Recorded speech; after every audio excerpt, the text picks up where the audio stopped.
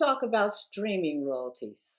The rise of streaming services has made royalties more important than ever for both emerging and celebrity recording artists and labels. Labels and recording artists work with distributors to put their recordings on streaming platforms. But believe me, that first step alone won't lead to royalty payments. I'll cover the additional steps needed in my next several posts. But for now, I'll start with 4 things you need to know and understand about streaming royalties. First, what are streaming royalties? Second, what does interactive streaming mean and why is that important? And 3, what and who collects streaming royalties? And finally, what is the streaming royalty rate? I'm Celeste Moy. Let's get started. What are streaming royalties? As a record label, you collect streaming royalties when a sound recording that you own and release is played by an interactive streaming service such as Spotify, Apple Music, Tidal, and others. These royalties are collected by the record label's distributor.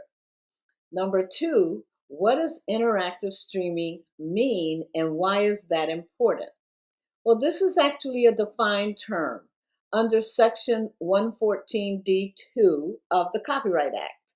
An interactive stream means a digital transmission of a sound recording of a musical work in the form of a stream or as a result of a program in which it is included that qualifies for statutory licensing.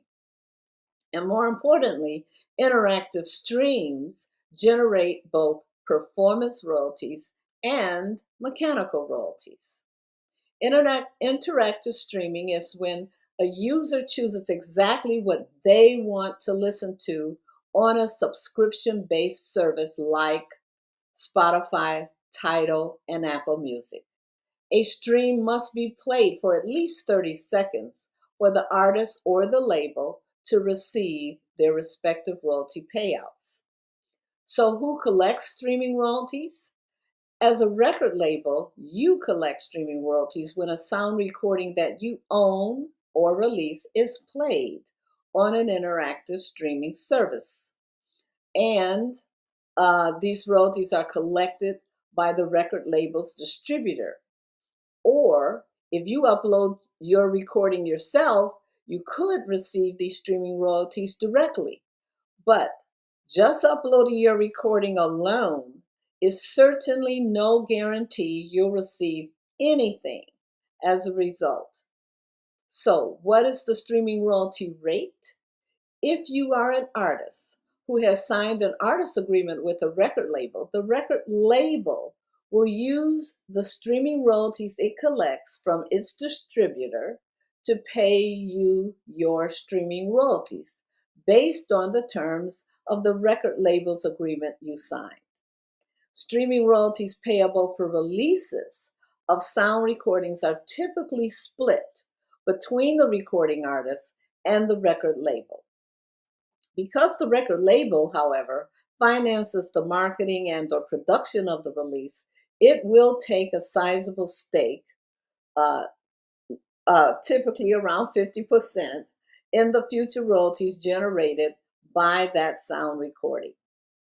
The exact number of plays to earn $100 on an interactive streaming service such as Spotify can vary based on varying rates offered by these various streamers. However, based on an average payout of 3 cents per stream, you need approximately 30,000 plays to make just $100 or 300,000 plays to make $1,000 from Spotify. Tidal, on the other hand, pays 13 cents to an artist per stream.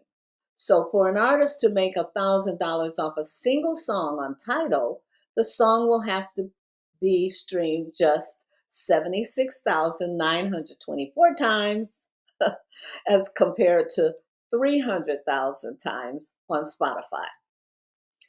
So, artists today are most familiar with streaming royalty platforms like Spotify, Apple Music, Deezer, and Tidal. But in my opinion, it is just as important to know about another type of streaming royalty known as digital performance royalties. I will cover digital performance royalties in my next video. But for now, if you found the information about streaming royalties in this post useful, please like, comment, and subscribe to this channel. You can also click on the About page or tab to learn more about me and my practice. Thank you for watching. I'm Celeste Moy.